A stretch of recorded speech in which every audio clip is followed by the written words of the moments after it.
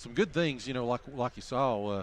Carson Jenkins, once he 2 big runs when he got out, the ability to throw a touchdown to be able to hit Sally, he made a great read on that. With that, again, the isolation on that safety, great play on that part, and again, a lot of good things from it. Of course, Well, Gate City served notice to everyone else in the conference. They're here to play this year. Mm-hmm. They gave Abingdon everything they wanted for the entire game, and it took Abingdon didn't really seal this till 19 seconds to go. Yeah, and they just didn't have an answer for Lucas that last drive. Of course, penalties and a few things did start to hurt the Blue Devils. We had a motion penalty one, and then of course that sack, and then a holding call and a couple things like that. Of course, there were no penalties in the first half. It could have been called several of them, but anyway, not here to there. But talking about the scoring from the game, what do you got? Let's see. Gate City scored first, of course, with 4:12 to go on the clock in the first quarter. Calhoun, 1-yard play. He just powered it up the middle on that one. Abingdon answered at the start of the second quarter, 13-yard pass with McClanahan. And then Abingdon turned around again about 6 minutes later or so, 4:08 to go, 13-yard run, it looks like, to Lucas. Yeah, that was our Return of the Jedi. Yeah. Block in the back. Right, the down block here. in the back that didn't happen. Yep. It was kind of like the Kennedy bullet on Boom. assassination. Gay City, though, answered back a couple minutes later, 2:22 to go, right before halftime. Jenkins had the big 56-yard run. Of course, Abingdon got the ball back, made the most of it. 1:29 to go right before halftime. They hit Doan with a 48-yard pass, and that took us into halftime. Gay City came out looking really sharp, and I thought they had the potential to take control of the game the second half. 6:53 to go in the third. Sally caught that impressive 21-yard pass and then wheeled himself into the end zone. Abingdon tried to stand him up. He was just too much man for them, fell across the goal line. Then Gate City scored again, 36 seconds to go in the third quarter. Jenkins had his big 47-yard run, and then last two scores were by Abingdon, both by Lucas. 7:57 to go in the game. He had a 9-yard run, 19 seconds to go. He had the 2-yard run, and that sealed it for the Falcons. So 35-28, Gate City drops to 1-1. Overall, 0-1 in the conference. Abingdon at 2-0, 2-0 in the conference. So again, they've kind of got an early stranglehold on the district. But as we mentioned, when it comes to playoff seeding, Abingdon doesn't factor in with us because they are a 3A school. We're a 2A, and of course, a win over Abingdon would have been a huge builder of power points as we get ready for the playoffs. But anyway, well, Joe, I know it's hard to believe, but I made a mathematical error. I want to correct myself. I scored Jenkins on that 47-yard run in the scoring column of my score sheet. I forgot to put him down in the rushing column on that. So let's put him with about 140 yards for the night. My apologies. Well, whenever you said I knew 57. I saw you give me the funny look, and then as I was reading the scores, I realized what I'd done there. I had it in one place, had it in one column, and not in the other, and that's why I'm not in accounting. Well, I thought I made a mistake once, but I was mistaken. So, all right, so let's. That mistake was asking me to keep stats. No, you do a great job. This week we didn't even have to write on the walls. So, let's take us around the region. What do you got so far? I mean, some of these have went final, and some, especially in the Tennessee side, getting pretty exciting as they get into the late in the second half. They are. Let's start with Virginia. Right now, Patrick Henry all over East Side, 45-14. That one's should be winding down. I've not heard anything on the Holston Twin Springs game. I still have down. We're waiting for kickoff on that one. They're in a radio blackout up in Nicholsville. Narrows has a 14-0 lead over Northwood. Again, the Rural Retreat game in East Montgomery. I've not heard anything on that. John Battle right now has a 5-point lead, 12-7 over Virginia High. That's turned into a lot closer game than I thought. Of course, it's a big rivalry there in Bristol.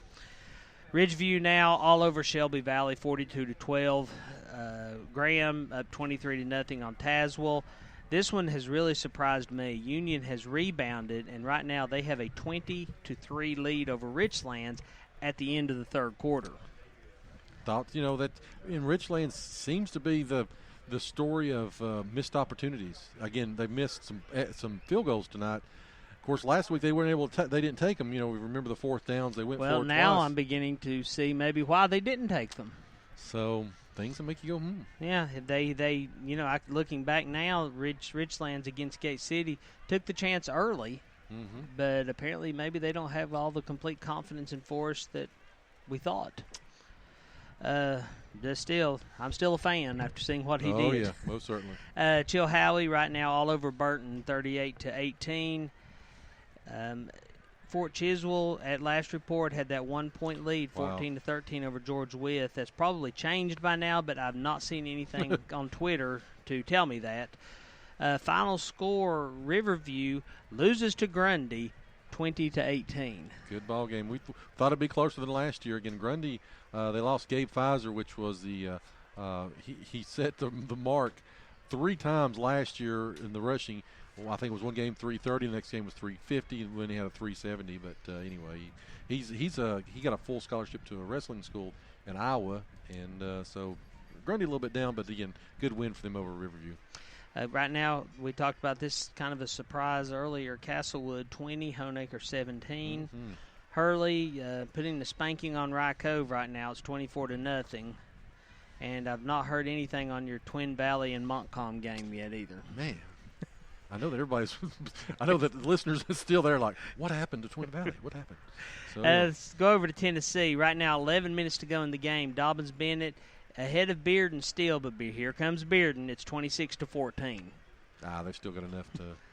Again, I'm going to get them in the state championship game yet if I keep picking against them. But anyway, 12-point lead for Bearden. Well, feel free. I give you full permission. I've not heard anything in a while on this one. It should be closing in on final, but at last report, Science Hill had a 12-point lead over Hardin Valley. 11-point lead at 17-6. Science Hill. Crockett all over Volunteers, we expected, 34-7. Morristown East, they're beating Cherokee, but Cherokee's playing some tough ball. Morristown East is leading that game 16-7. Sullivan North continues their record of comebacks. They fell behind early to Cosby. At last report, they were up 45-16. Tennessee High, 35, Boone nothing, and Boone's Twitter account said that Cole's absence is noticeable. I think that's an understatement. Yes, indeed. Elizabethton 28-3 over Sullivan East. Sullivan South 21-6 over Granger County. Happy Valley was up 7-0 over Hampton, but I also saw that the Bulldogs were driving, and then I haven't gotten another update yet. Looks like Dobbins-Bennett has just scored, though, to go up 33-14 now with 7:30 to go. I'm feeling a little bit better now about that.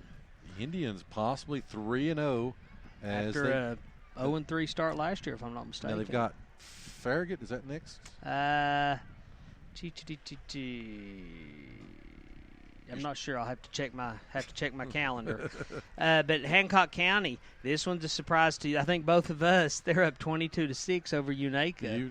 So the Sneedville may be running wild with celebrations tonight instead of tears. Not received a score on that Sullivan Central Pigeon Forge game yet either.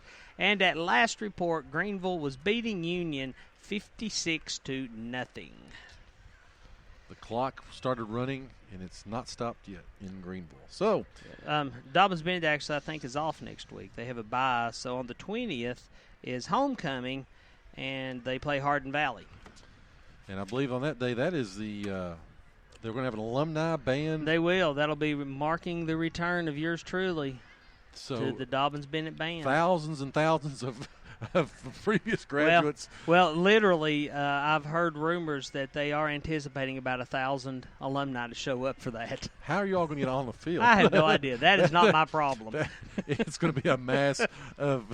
I mean, in the song. I mean, everybody get on the same song. It's going. They put a Google Doc out on Facebook for you to fill out if you're attending and your instrument and that sort of thing. And at last report, there was around 1,000 people that had signed up for it. What song are you playing? Are you playing the fight song? It's supposed to be the pregame show, and typically the band comes out to Rocky Top, it does the national anthem, and then rolls straight into the school song as the team runs out on the field. But I don't know. We've not heard anything else about it. So we'll lose Mr. Carr that week. He'll participate with that, and then he'll drive. May lose me for a little more if things go bad going back out on the field. He'll drive all the way to Ridgeview, catch us there by the second half to get us up on scores. But anyway, all right, so let's we'll take one more break, come back, see if anything else pops up on the old Twitter account, and we'll try to get you, again, all the scores and updating. Again, final here from Legion Field. Gate City, great effort. They went toe-to-toe with the Falcons. They come up a little short. It's 35-28. Again, you're listening to the home of Blue Devil Sports here on the James River Advisors postgame show. This is Gate City Sports Radio. With the qualifications we need for Scott County Sheriff, candidate Greg McMurray has the law enforcement experience and ideas that you can believe in. His philosophy is simple: focus on the issues.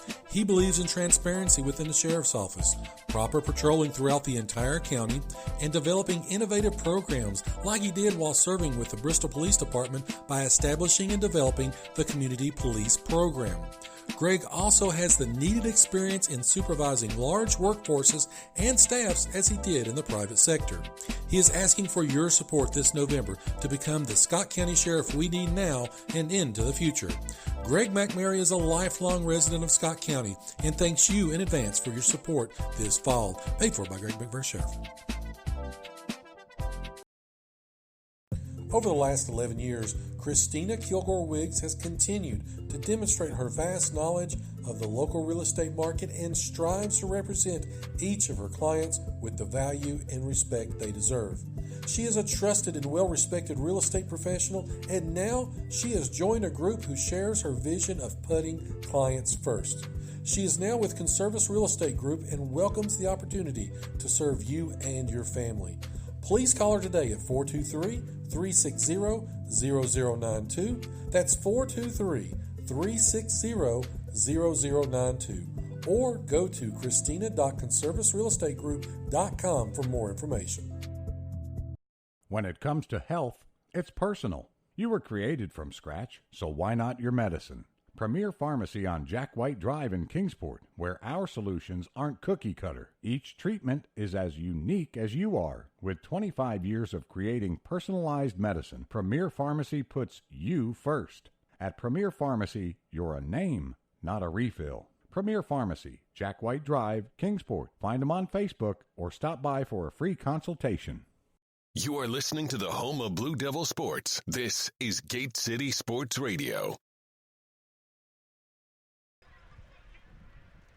And we're back here live from Legion Field on the campus of Gate City High School, 35-28. The Blue Devils fall to the Falcons. And, great effort by the Blue Devils. Some things to work on, but, again, it's boding well for a good season. I know that most of y'all have been waiting for the slant versus dance score. That's coming in just a moment, but Mr. Carr's got another update coming up. Joe, I wanted to share this with everybody. Gay City is turning some heads in the conference. Wolfpack Nation just tweeted this out. I'm guessing that's from Ridgeview. Mm-hmm. Says, I don't know about the rest of the district, but it's good to see y'all back. Going to be a fun one in 2 weeks on the Ridge. But first, we got some Warriors to deal with next week. So Gay City's getting some love for some other teams. Y Central 2-0 will be traveling to the Ridgeview Wolfpack next week. That will be those are two 2-0 teams. So as things starting to shake out here in the conference schedule. That's pretty nice of Ridgeview, though, to give that nod to Gate City. That's shows some class there, I think. Okay. So, anyway. Oh, it looks like Rye Cove has scored their first 6 points of the game. So now Hurley's leading them at 37-6. Up at the Cliff again. I think they're getting some snow right now at the Cliff. But Cherokee, how about Cherokee? Yeah, it looks like they've scored again. They've cut that Morristown East lead now, 16-14. Looks like probably that game should be getting close to the end now. And I know most of you have been waiting for the Carter Seymour score as well. Carter leads 20-0 over Seymour in the fourth quarter at 11-14. So, as Lester with an interception, Bears ball on the 16. Dobbins Bennett has scored again, 39-14, 2 minutes left. And we are final from Bullitt Park. The Union Bears 26, the Blue Tornadoes 3.